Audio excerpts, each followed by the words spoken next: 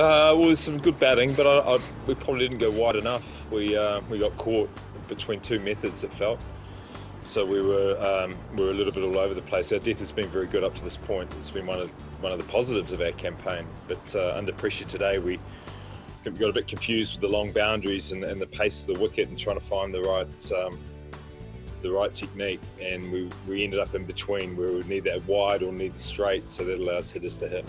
Yeah, we're searching. We're aware we don't get a good start at the top with the two overseas players, and we're falling into a hole, so we're looking for positive solutions. But again, today the wickets fall right on the line where we discuss whether it's going to be a Dhoni or a Sam Curran. So you sort of have lines in the Sam where we move into the next phase, and we're losing wickets right on the edge of those. So it makes it look quite conservative, but the talk is very positive. It's just it's not what's happening in action. What I'd like is a little bit more intensity through the middle overs. We've got plenty of batting, and while we're recovering pretty well, we're just ending up with too much to do at the back. So trying to release the shackles, whoever it is, and we've obviously made a change today, and just allow the hitters towards the end a little bit more freedom. The other point is we've chased every game, and the wickets are getting slower.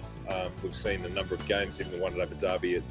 It's not easy. Once you lose wickets, you tend to get on a bit of a roll, and it's hard to get started. So there is an aspect of that we have to consider, but I'd love to see more intent, and even in our decision making, maybe we just got to throw it in a little bit earlier. So that'll certainly be up for discussion as we get pretty close to the situation we find ourselves in.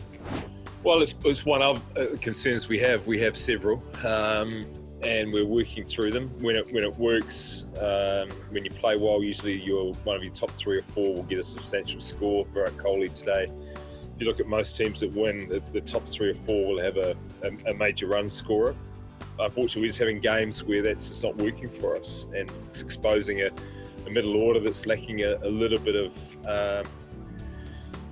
confidence, and with the guys who are playing a little bit of experience. So we're searching also from a decision-making point of view, but as I say, through them, we're just going to play with more intent and use the resource that we've got. It's not that you can just keep swinging.